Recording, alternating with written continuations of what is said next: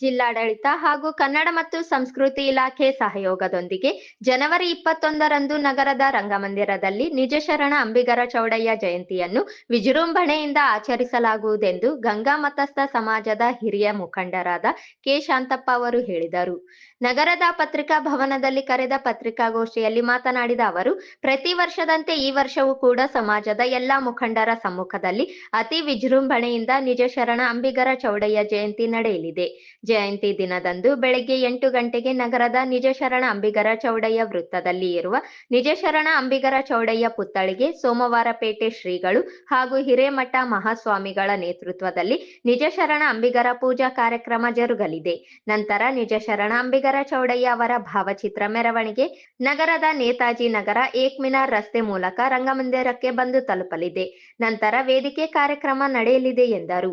ನಿಜಶರಣ ಅಂಬಿಗರ ಚೌಡಯ್ಯ ಜಯಂತಿಗೆ ಸಚಿವರು, ಜಿಲ್ಲೆಯ ಎಲ್ಲ ಜನಪ್ರತಿನಿಧಿಗಳು ಹಾಗೂ ವಿವಿಧ ಇಲಾಖೆಗಳ ಅಧಿಕಾರಿಗಳು ಭಾಗವಹಿಸಲಿದ್ದಾರೆ ಎಂದರು. ಜಯಂತಿ ದಿನದಂದು ಸಾಂಕೇತಿಕವಾಗಿ ನಿಜಶರಣ ಅಂಬಿಗರ ಚೌಡಯ್ಯನವರ ಶಿಲಾಮಂಟಪ ಕಾರ್ಯಕ್ರಮ ನಡೆಯಲಿದೆ.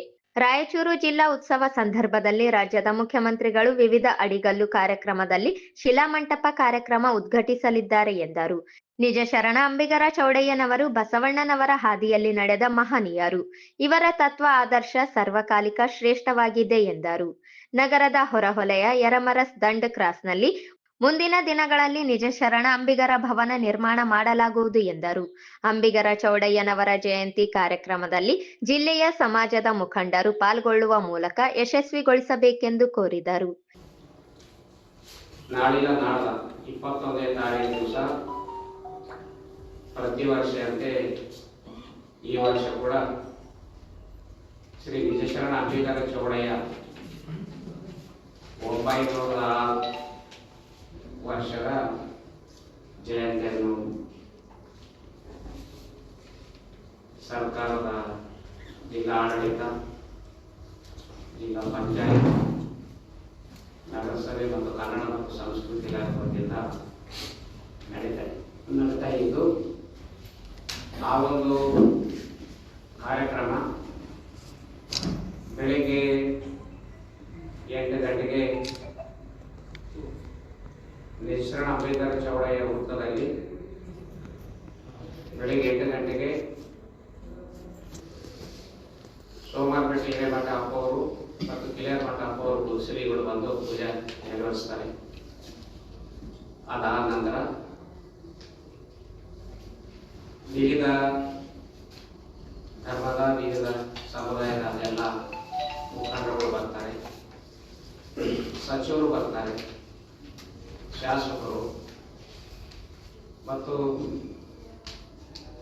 ಜಿಲ್ಲಾಡಳಿತ ಎಲ್ಲ ಅಧಿಕಾರಿಗಳು ಬರ್ತಾರೆ.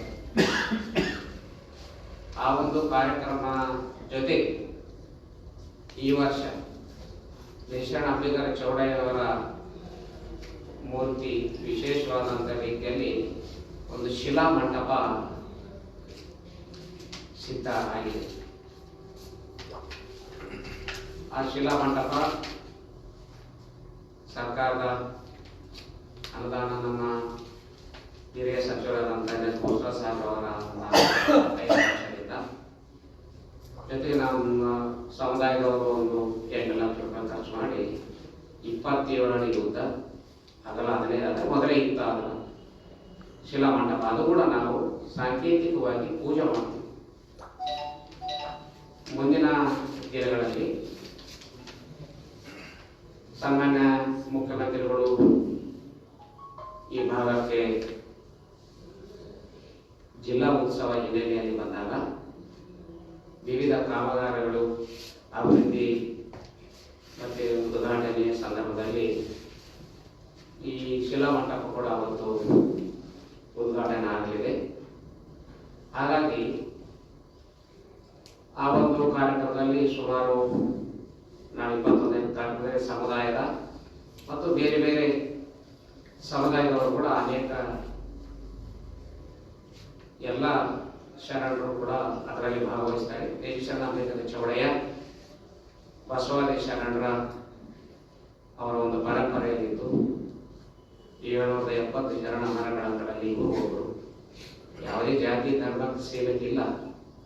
ಆದರೆ ಅನಿವಾರ್ಯವಾಗಿ ಈಗ ಎಲ್ಲ ಕಡೆ ಇವರು ನಮ್ಮವರು ಎಂದು ಗುರುತಿಸಿಕೊಂಡು ಈಗ ನಾವು ಜಯಂತಿ ಮಾಡ್ತಾ ಇದ್ದೀವಿ. ಜೊತೆಗೆ ಎಲ್ಲ ಸಮುದಾಯದವರು ಸೇರಿಸ್ಕೊಂಡು ಮಾಡ್ತಾ ಇದ್ದೀವಿ. ಆ ಕಾರ್ಯಕ್ರಮದಲ್ಲಿ ಸುಮಾರು ಜನ ಭಕ್ತರು ಸಮುದಾಯದವರು ಸೇರ್ತಾರೆ. ಸುಮಾರು 10,000 ಜನ ನಾವು ನಿರೀಕ್ಷೆ ಮಾಡಿದ್ದೀವಿ. ಅಲ್ಲಿ 9:30 ಗಂಟೆಗೆ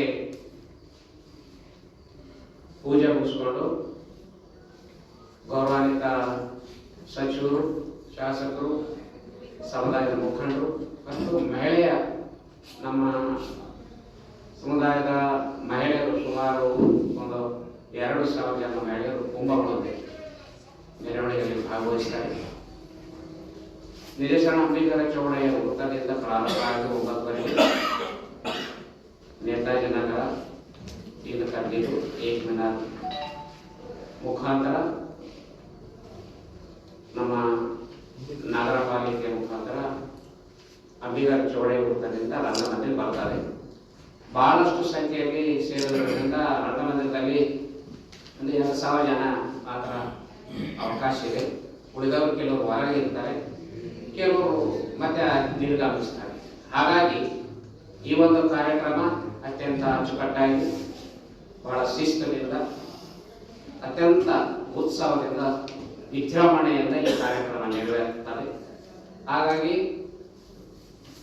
ರಾಯಚೂರು ಜಿಲ್ಲೆಯ ಎಲ್ಲ ತಾಲೂಕದಲ್ಲಿ ಕೂಡ ಇಂಥ ಒಂದು ಜಯಂತಿ ಕೂಡ ಆಯಾ ತಾಲೂಕಾ ಅಧಿಕಾರಿಗಳು ಮತ್ತು ಎಲ್ಲ ನಮ್ಮ ಸಮುದಾಯದವರು ಸೇರಿ ಮಾಡ್ತಾರೆ.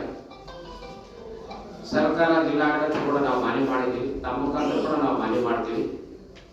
ಸರ್ಕಾರದ ಎಲ್ಲ ಇಲಾಖೆ ಎಲ್ಲ ಕಚೇರಿಗಳಲ್ಲಿ ಕೂಡ ಬೇರೆ ಶರಣರು, ಸಂತರು, ರಾಷ್ಟ್ರ ನಾಯಕರು ಯಾವ ರೀತಿ ಜಯಂತಿ ಕಾರ್ಯಕ್ರಮ ಮಾಡ್ತಾರೆ ಆ ಇಲಾಖೆಯಲ್ಲಿ ಕಾರ್ಯಾಲಯಗಳಲ್ಲಿ, ಅದೇ ರೀತಿ ಅಂಬಿಗರ ಚೌಡಯ್ಯ ಜಯಂತಿ ಕೂಡ ಆ ಕಾರ್ಯಾಲಯಗಳಲ್ಲಿ ಮಾಡಬೇಕು ಹಾಗೆ ಅಂತೇಳಿ ತಮ್ಮ ಮುಖಾಂತರ ನಾವು ಅವರಿಗೆ ಮನವಿ ಮಾಡಿಕೊಳ್ತಾ ಇದ್ದೀವಿ.